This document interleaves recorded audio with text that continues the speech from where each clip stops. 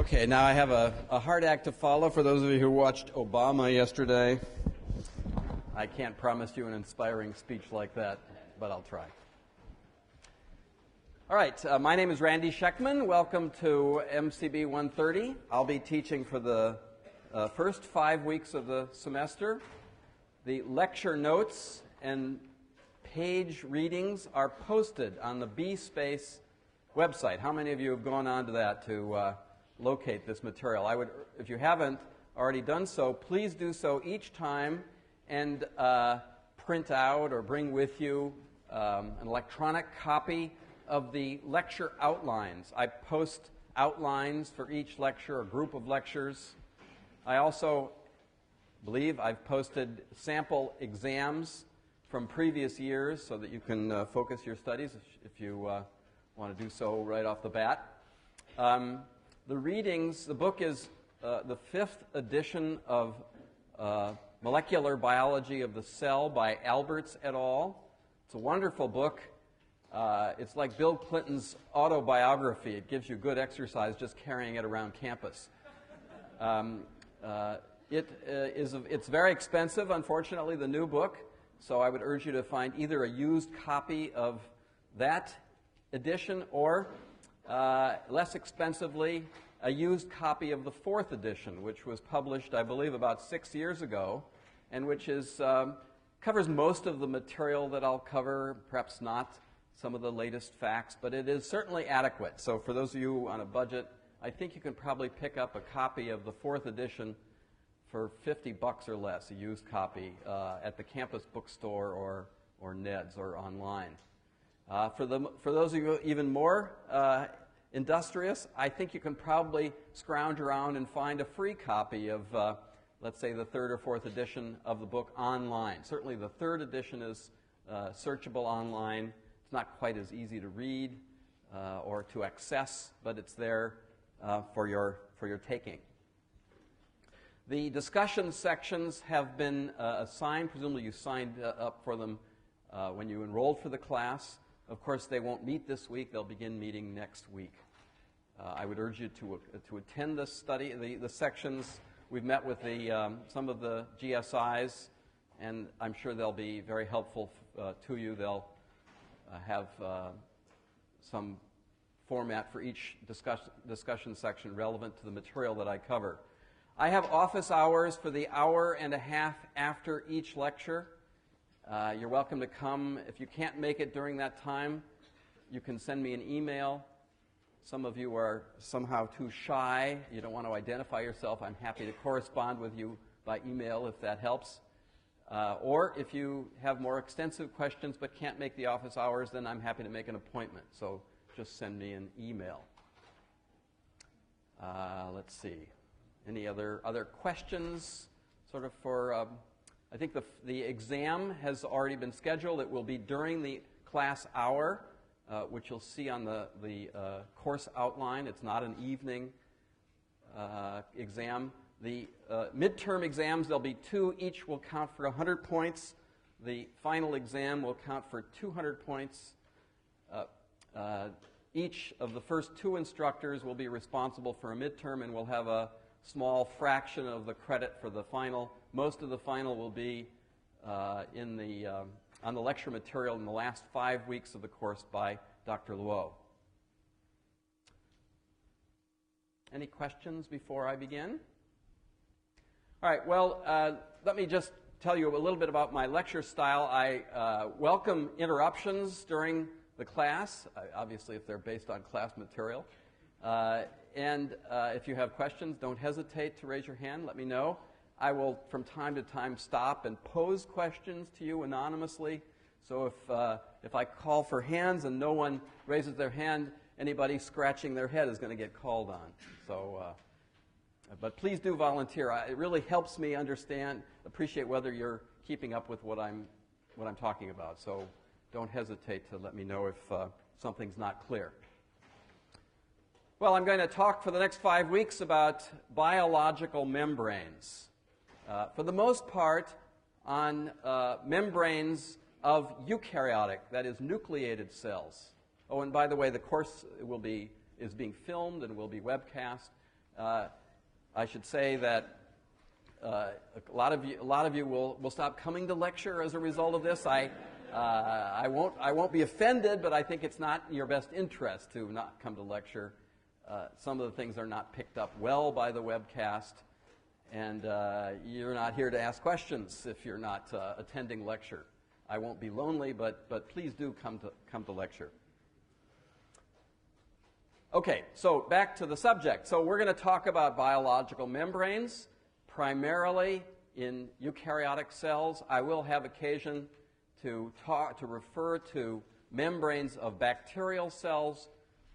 From time to time, I'll mention the E. coli cell envelope, a very well-studied membrane system because of the nice genetics and biochemistry that's available with E. coli. We'll talk about active transport of small molecules, and I'll use several examples from E. coli. But most of the material will come from eukaryotic cells, often from human cells, where there's an awful lot of interesting biology and pathology. So we'll talk about certain human diseases that affect membrane function, and which some of you may have even heard of. They'll certainly be of concern to you as you grow older. We'll talk about, for instance, cholesterol biosynthesis and regulation and its influence on the development of hypercholesterolemia. None of you are concerned about that yet, but I guarantee you, when you get to my age, you will be. So you might want to pay attention to it now. All right, so let's take a step back and consider some very simple properties of biological membranes. The first thing to consider is how to study a biological membrane. There are two broad approaches that we will consider and rely on with experiments. And I should also add that another thing that I like to do is to talk about experiments rather than just a lot of facts, because it's the experiments that allowed us to discover things about cells and membranes. So I'm going to tell you a number of simple experiments and hope that you can appreciate some of the details of these experiments, even if you've never done them yourself or are not going to be exposed to them in the MCB 130 lab. All right, so biological membranes. How to isolate them and how to study them visually. The two approaches that cell biologists use are to inspect cells, living cells, with techniques that I'll very briefly mention and which you'll hear about repeatedly if you haven't already heard about them, or you can start by breaking cells and isolating membranes, and I'll give you just a quick primer on how that's done. Well, the first thing to know is that you can study cells by microscopy, obviously. And there are two general kinds of microscopy that you'll encounter. One is electron microscopy, where one takes a specimen of cells or tissue. You use a chemical fixative to cross-link the molecules within the cell and tissue so that they don't float around. You then remove the water by a series of dehydration steps using organic solvents, and then the tissue specimen is embedded in a polymerizing plastic resin to make a hard plastic block in which the cells or tissue are suspended, obviously long dead, but hopefully with the molecular architecture of the membrane still intact. You then take this plastic block and you subject it to a series of thin slices with the edge of a diamond knife that will cut fine slivers right through the cell, so small that a thickness of about 100 nanometers, many sections through a single cell can be achieved if you can sliver through a plastic block with sections that are as thin as 100 nanometers. You can then take a ribbon of such plastic sections, which are really clear if you put them up to the light. You can then expose the specimen to stains that highlight biological membranes. And then if you put them in the stage on a grid in an electron microscope and focus an electron beam on the specimen, the stained portions of the membrane scatter electrons, and you see the reflection of that scattering on the microscope stage. And that's what one visualizes. And so many of the images that you've seen in textbooks of animal cells that are cut through have been processed in this way. And so what you're actually seeing are stained profiles of membranes from cells that are long since dead.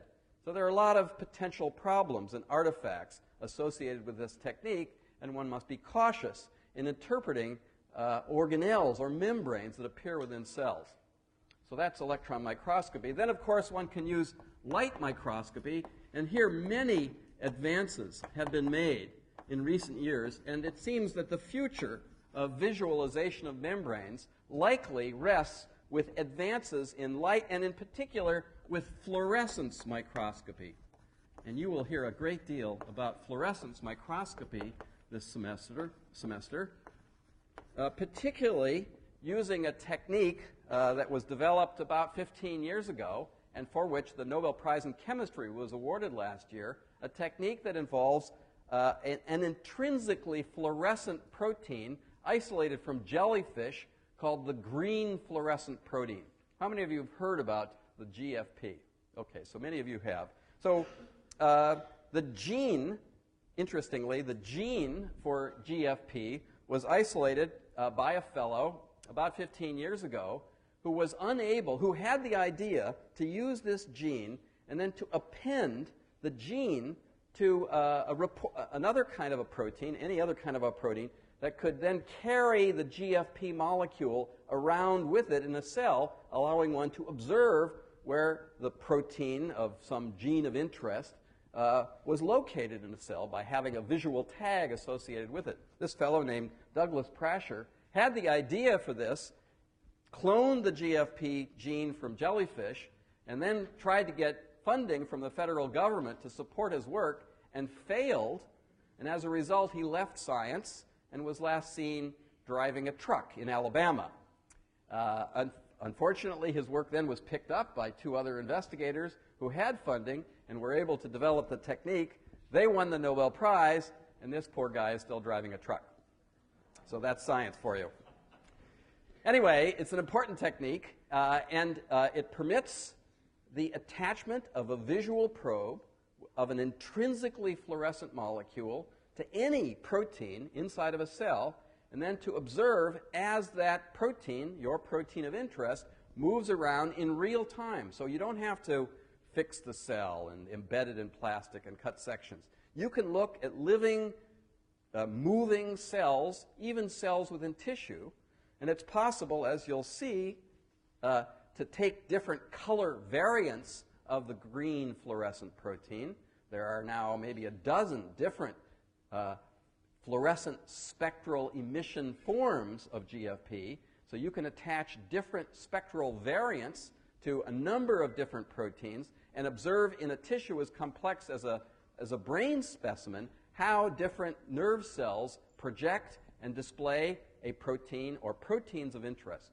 So fluorescence microscopy is now really the frontier, and there are higher and higher resolving techniques to visualize these molecules by that technique. Yes? I was just wondering how significant a problem artifacts are with that technique. It seems like it inevitably changed the structure, the function of the Yes. Excellent point. Excellent point. So if you take a protein of the size of GFP, which I guess is about 30,000 Daltons, and you stick it on one end of a protein that you're interested in studying, how can you be sure that that protein then behaves as it normally would? And the answer is you can't. So that's a big concern. The way that you can test that, though, is if you can impose on the cell that's expressing your protein hooked to GFP some functional test.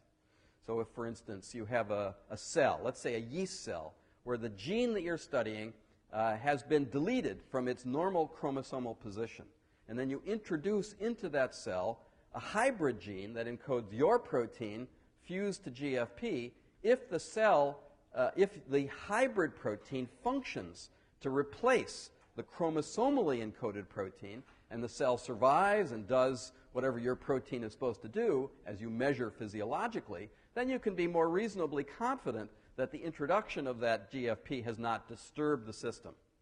So that's a very important consideration. And it is not a given that when you put something on a protein like that, that it's going to survive. There are many instances where when you fuse GFP to your gene, it kills the protein.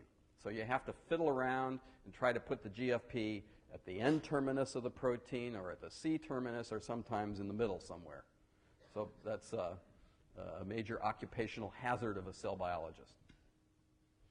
Okay, so just a little flavor. You'll see examples of this and many different applications, particularly of the GFP technique. All right. Yes, okay, so that's membrane visualization. But there's also, of course, membrane isolation. This was a technique classically developed in Europe and in the United States, generally referred to as membrane fractionation.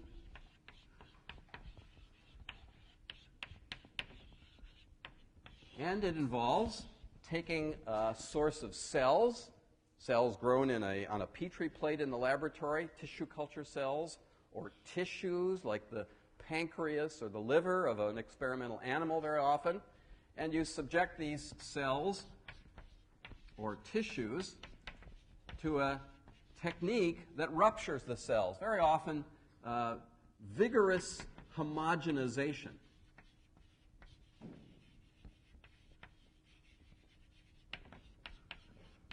So you suspend the cells in a buffer that keeps the cells intact, and you put it in a glass, a thick glass tube, and you plunge a tightly fitting pestle that moves down, back and forth, and the cell sample then squeezes between the Teflon, often Teflon pestle, and the glass surface. And if you squeeze this back and forth by really vigorous homogenization, the cells eventually rupture, and one hopes that it's preserved the membranes and not destroyed the membranes other than to break the cell. And so you're left with a lysate that has many different membranes in it. The plasma membrane in fragments, the endoplasmic reticulum, which we'll talk a great deal about, in pieces, the mitochondrion, the nucleus, the lysosome, the Golgi apparatus, all these membranes then floating around in a soup consisting of membrane organelles and soluble proteins. With that homogenate, then one applies conditions of centrifugation to separate membranes based on their intrinsic properties.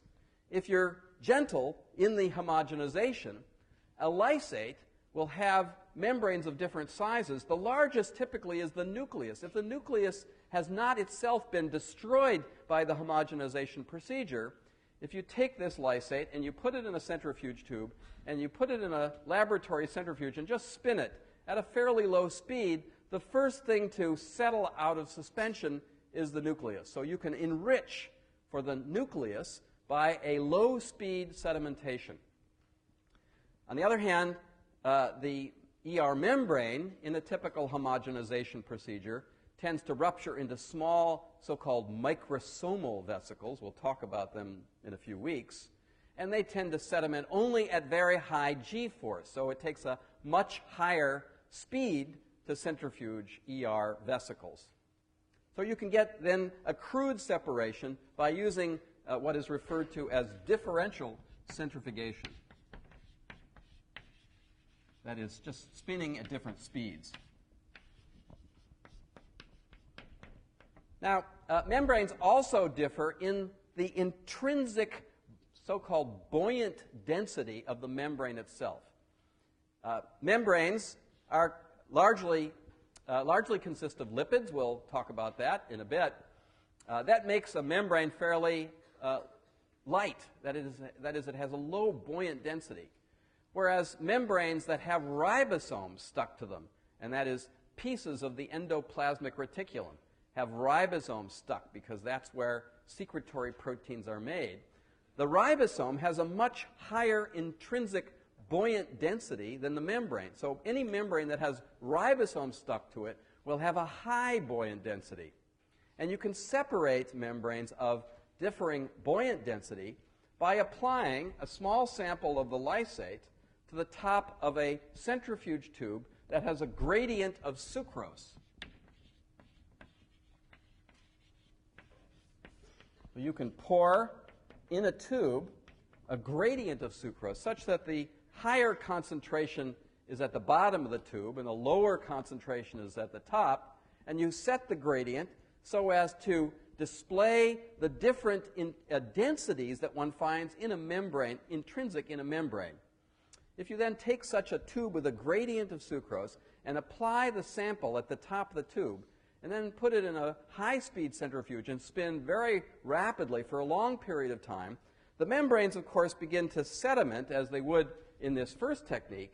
But then when they achieve a density that is equivalent in sucrose to their own intrinsic density, they stop centrifuging. That is, they reach an equilibrium position.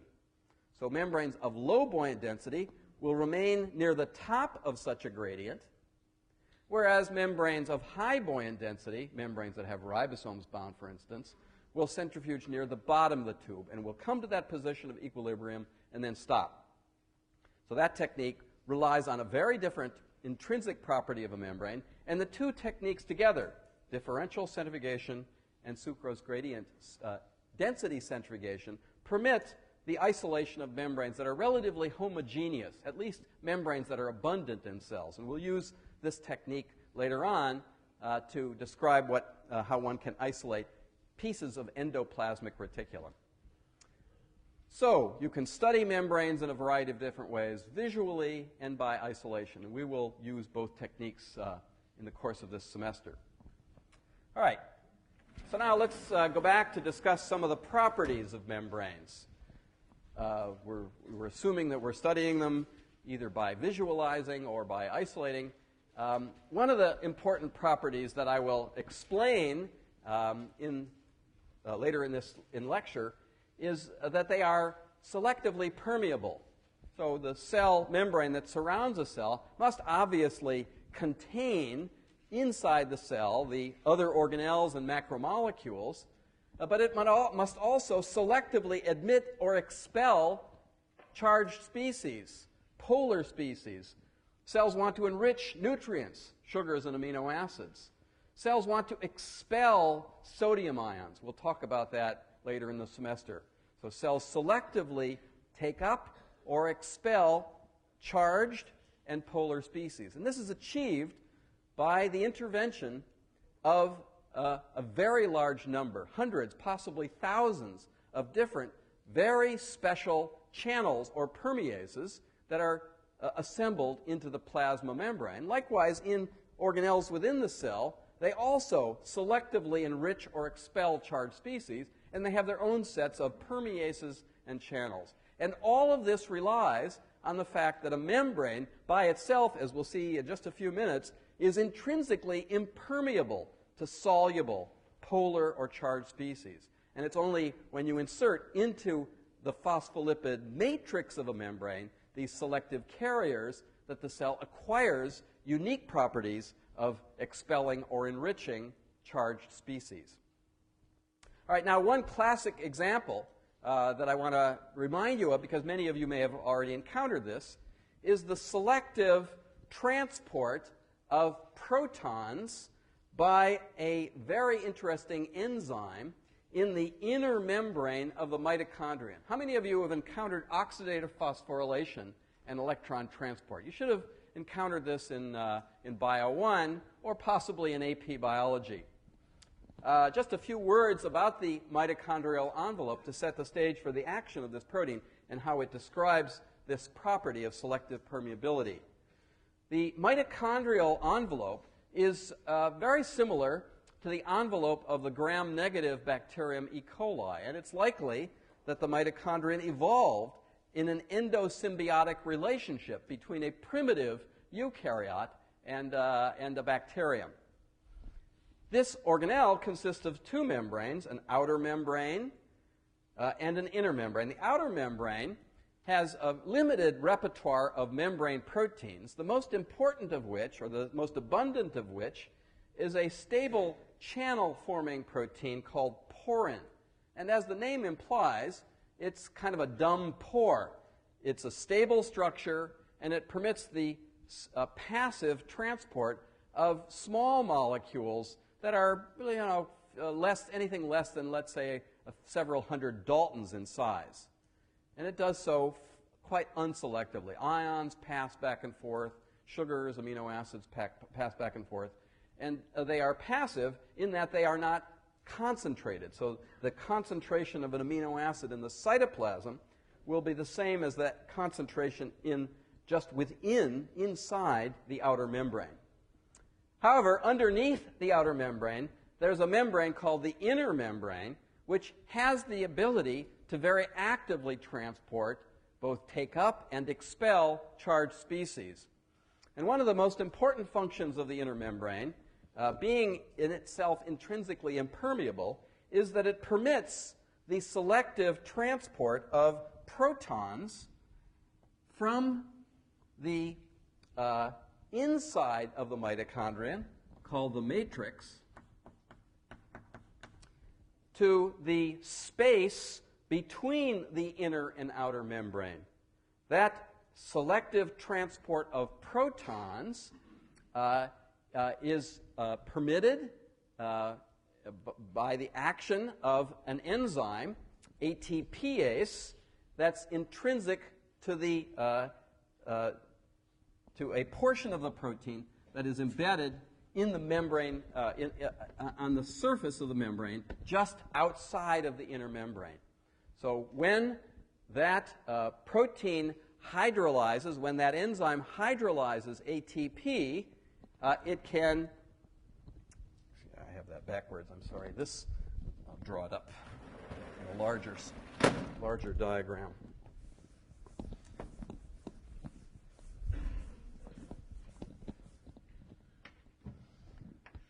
So here's the inner membrane.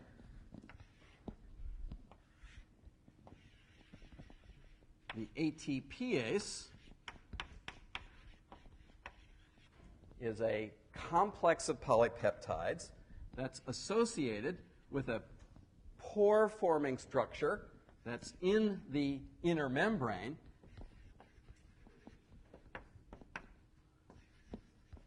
through which protons can pass when ATP is hydrolyzed, or, depending on the needs of the cell, when ATP is made. So this enzyme, this complex that's inside in the interior of the mitochondrion, binds ATP, and if it hydrolyzes ATP, protons flow in one direction, but the protons are permitted to flow in the opposing direction when the electron transport chain has produced an excess of protons on the outer surface of the inner membrane. And when protons flow through the pore, they drive this ATPase, which is a rotary engine, in the opposite direction. And it then, in this opposite direction, will actually make ATP. So the direction of the motor determines whether ATP is hydrolyzed or produced. And when there are an excess of protons on the outside of the membrane through electron transport, the protons flow back into the interior of the mitochondrion, turn the rotary engine around in the other direction, and that's how ATP is made in the mitochondrion, a very important principle of bioenergetics. The reason for going through this information now is that this would be impossible if membranes were intrinsically porous to protons. But the fact is that they are not porous to protons, and it is only through the intervention of a pore complex that they become permeable to protons. So the lesson from this is that one requires channels or permeases to permit the passage even of something as small as a proton. Okay. All right, so that's a very important feature of membranes. There are other features of membranes that I want to just touch on very quickly.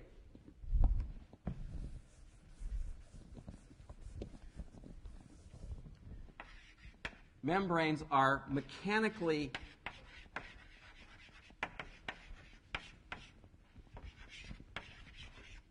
deformable. What does that mean? A membrane has to be flexible. Not only does it have to be selective in its ability to take up small chemicals, but it has to be flexible. Cells move. Cells divide. Cells send out specialized projections like cilia. This can only happen if the membrane itself can be shaped. If a membrane consisted of a protein shell, like some viruses, which have an exclusively protein shell, they would be very rigid and could not easily be deformed. The fact that they are, the fact that they can be shaped, and you'll see exactly how that happens this semester, implies that there's some chemical aspect of the membrane that is more fluid. And as we'll see in a moment, this is because of the phospholipid matrix of a bilayer. Membranes are not purely protein shells, which was, in fact, the favorite model of membranes early in the last century. They are instead largely composed of lipids, which gives them this kind of deformability. Membranes serve in energy transduction. We've already considered that. And membranes, being very impermeable to proteins, serve in cell communication. And we'll consider exactly what this means this semester. Cells can secrete protein molecules that are made inside the cell. These protein molecules then pass out of the cell in spite of the fact that they wouldn't be intrinsically able to swim right through a bilayer. They are conveyed out of a cell by an elaborate secretory mechanism that we'll discuss in some detail. And they can then diffuse in a multicellular organism over some distance to bind to a target or receptor site on a distal cell, and without being taken into that cell, they can transmit information through a membrane by a form of communication called signal transduction. And you'll hear much about that from Dr. Luo, signal transduction. So all of these properties of membranes rely on the interaction in 3 dimensions of the 3 principal constituents of a membrane. And let's consider a very simple example of a membrane that I'll use to illustrate the constituents of a membrane. The simplest membrane in an animal to study is the red blood cell membrane. So if you take a sample of blood and you centrifuge it at low speed, the pellet fraction contains, for the most part, red blood cells. These, as you know, are biconcave shaped single bilayers. During the maturation of a red cell, as it develops, all of the intracellular organelles that must have been there early in the development pathway are expelled, and at least in mammals, one is left with a cell that lacks any intracellular membranes. So it's an ideal specimen to examine for the importance of constituents, of the lipid and protein constituents. Really very simple to isolate the membrane of a red cell, because you don't have to worry about all of the other intracellular membrane stuff. If you take this blood sample that I described, take the pellet, and resuspend the pellet of cells in distilled water, the difference in the osmotic pressure of the distilled water outside of the cell and the hemoglobin cytoplasm inside of the cell is enough, the osmotic imbalance is enough to cause the plasma membrane of the cell to rupture. It breaks very rapidly without any physical agitation. It just ruptures. All the hemoglobin spills out, and you're left with a kind of a ghost, a red cell ghost, which in certain circumstances will retain its biconcave shape, at least an approximation of its biconcave shape, if you're gentle about it. And we'll see why that is probably in my next lecture. So you can take these ruptured, lysed red blood cells and then centrifuge again to obtain a pellet that has now no soluble proteins. All the hemoglobin is left behind in the supernatant fraction. And if you suspend that pellet in an organic solvent, very often a mixture of chloroform and methanol, you can extract the lipids that are in the membrane. So over here, it's a brighter color. Red cells, lice, membranes,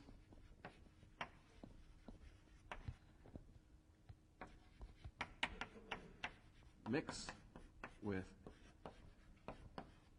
chloroform methanol, and the mixture is set so that lipids and sterols, cholesterol, become soluble, whereas proteins are denatured. This kind of an organic solvent is almost guaranteed to cause a membrane protein to fall apart because the organic solvent fills the spaces, the hydrophobic interior of the protein, and causes the polypeptide to unfold. It becomes very often just a random coil. And in the presence of this kind of a mixture of organic solvent, such random coil proteins, denatured, tend to aggregate. So if you take a membrane that's suspended in chloroform methanol, you see a kind of a milky white precipitate, which comprises denatured proteins. It's very similar to what happens when you boil eggs. The egg white denatures and forms a kind of an aggregate. So the same thing happens with membrane proteins exposed to an organic solvent. They precipitate, and if you centrifuge that fine precipitate out of the organic solvent, you're left in the clear supernatant with a mixture of the lipids that are in the membrane. You can then take this organic solvent and expose it to a stream of nitrogen, which will evaporate the organic solvent, and you're left at the bottom of the tube now with a film of all of the different lipids that are in this plasma membrane of a red blood cell. So let's talk a little bit about the major lipid constituent of most biological membranes, a phospholipid. And if you have the lecture notes from today's lecture, please turn to the first page, which is a depiction, a chemical depiction, of the major phospholipid species that are found in all cells, with some specialized lipids only found in animal cells. The top diagram is a major phospholipid called phosphatidylcholine. For those of you who didn't bring those notes, I have just the kind of backbone structure of a generic lipid shown on the board. Phospholipids are built on a backbone of glycerol, where the carbons can be designated carbons 1, 2, and 3. So you should recognize this as a glycerol moiety. Carbons 1 and 2 are esterified to fatty acids, long-chain hydrocarbons called fatty acids. And we'll see just some examples of fatty acids in a moment. These two positions, which are labeled 2 carbons 1 and 2, side chains, fatty acid side chains, R1 and R2, can differ from one to the other. You can have one kind of species at position 1, another one at position 2, or you could have the same at both positions. So cells are very complicated mixtures of phospholipids with a huge variety of fatty acid chains. Carbon 3 is esterified to something different. It's most often in diester linkage to a phosphate. So there's a single ester bond between a phosphate and carbon 3. Phosphate itself is diesterified, on the other side, to one of a number of different so-called head groups. And for those of you who have the diagram from today's lecture, the head groups are displayed on different phospholipids in the middle portion of the first diagram page. One of the head groups is called choline. That's diesterified to phosphate, to carbon 3. Another one is a biosynthetic precursor of choline called serine, which gives rise to another intermediate called ethanolamine. And these two lipids are themselves referred to as phosphatidylserine or phosphatidylethanolamine, and the product of methylation of the nitrogen group in the head group of the ethanolamine residue is a major phospholipid called phosphatidylcholine. So that's diagrammed here. You don't need to memorize these structures. Don't worry about it. I just expect you to know some general chemical principles that I'll tell you about now. So the consequence of these two is very different. On the one hand, carbon-3 is esterified to a typically very polar head group, sometimes charged. We'll see some other eukaryotic structures in a moment. Very polar. On the other hand, carbons 1 and 2 are esterified to very hydrophobic, apolar fatty acid side chains. And some of the more classic side chains are indicated here. Here are just 3 simple examples. One very common one found in all cells, it has 16 carbons, very long chain hydrocarbon, called palmitic acid or palmitate. It has all saturated single carbon-carbon bonds. So this is like a piece of spaghetti. It's very flexible. It wiggles around depending on the temperature, and that will have important consequences that we'll consider in a moment. Another slightly larger one is called stearic acid or stearate. 2 more carbons, C18, also saturated, very flexible.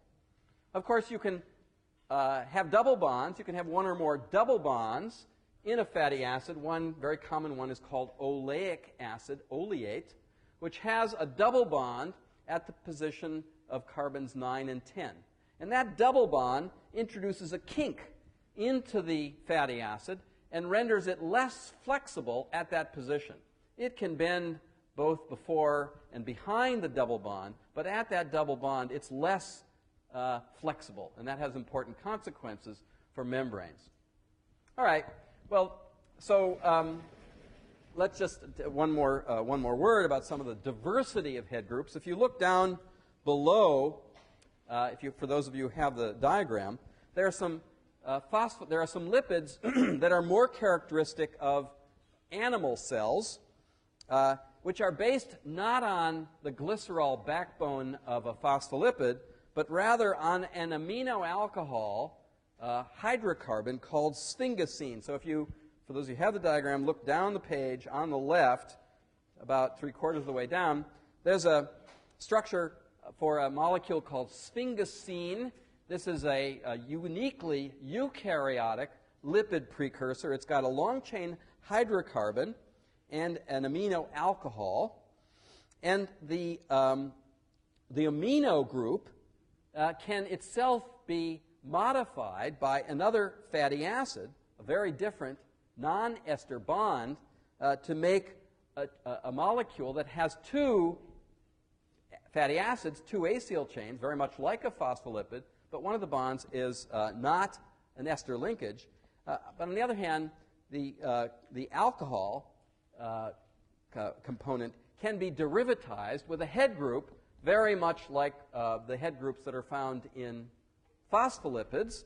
And a very common lipid found in brain tissue is called sphingomyelin, myelinated membranes, which you may have heard of and which you'll hear more about, enriched in this lipid, which has which is a choline head group, but attached to the alcohol of sphingosine and 2 fatty acid chains, one an amide linkage, the other an ester linkage, sphingomyelin.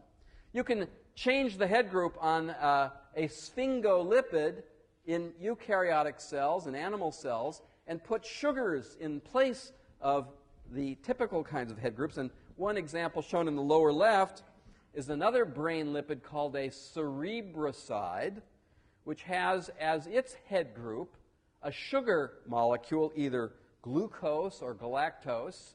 And these glycolipids are very important antigens. They're on the surface of eukaryotic cells.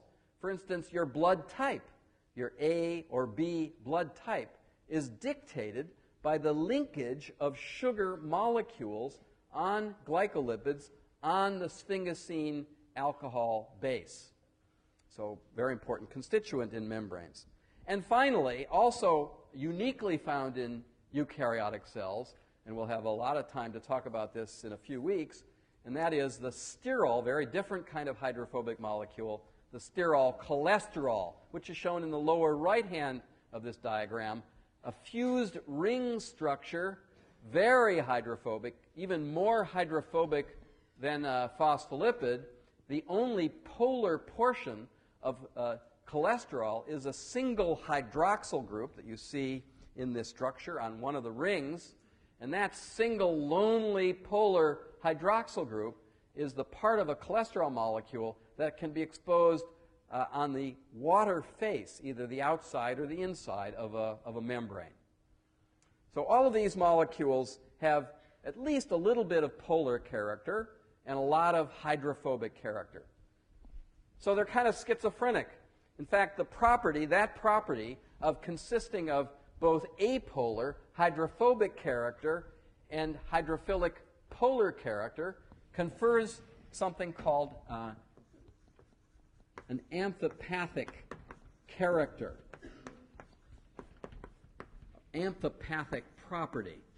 That is, they have two polarities, both apolar and polar characters, amphipathic.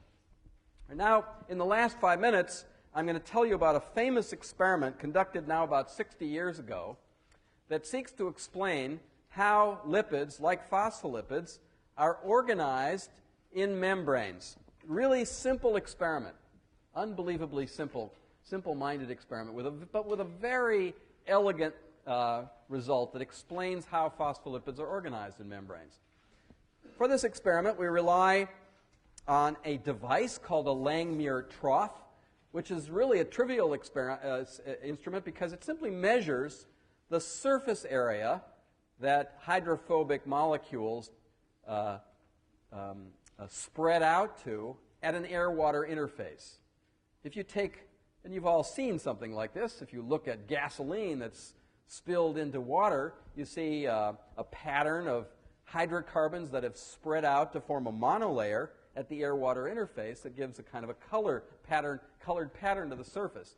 If you do this with phospholipids, they form a monolayer at the air-water interface where the acyl chains, the fatty acids, dangle in the breeze above the water. They don't want to embed in the water. They are forced away from the water. And the polar head group is embedded into the water at the interface. So you're left with a kind of an inverted phospholipid with the acyl chains up and the polar group down, a monolayer. And if you take a simple sample, for, let's say, from red cell membranes, from which you've extracted lipids by the chloroform methanol technique that I described, and you simply drop that sample on an air-water interface, the phospholipids spread out to form a large circular area, and in a Langmuir trough, you just measure the surface area to which these phospholipids have spread. All right. Now, to do the experiment, you start with a sample of blood. Let's say you take 1 milliliter of blood.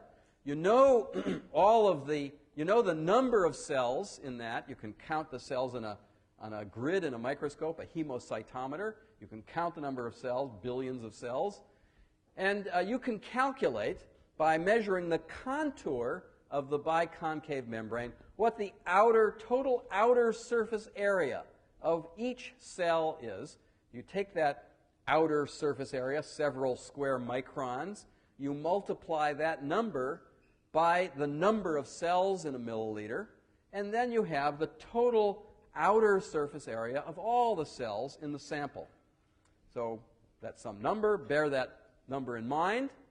Now you take those cells, you centrifuge them, you break them in distilled water, you centrifuge them again, you've got membranes, you resuspend the membranes in chloroform methanol, you extract the phospholipids from that membrane, dry them down by passing a stream of nitrogen, you have a film, you resuspend that film in a concentrated drop of water, so you've got a kind of a viscous mix of lipids at the bottom of a tube, and you plunk that drop onto the surface of an air-water interface in this device, the Langmuir trough. The lipids spread out to form a monolayer, and you measure the total area that is now occupied by all of the phospholipids from 1 milliliter of blood. That number, the surface area to which these phospholipids spread, is close to twice the outer surface area of all of the red cells that you computed when you measured the contour of a cell and multiplied that by the number of cells in 1 milliliter. Twice the area occupied by a monolayer of phospholipids from a fixed sample of red blood cells. How do you, using that simple calculation, how do you then explain how phospholipids are organized in a membrane? Bilayer, right, folds back on itself. I mean, it seems almost dumb, trivial to end up with something so simple. But that, in fact, is a classic experiment done by German biochemists 60 years ago called the Gorder and Grendel experiment. And it was the first experiment to suggest that phospholipids are organized in a bilayer in a membrane. All right, we'll talk more about that next time.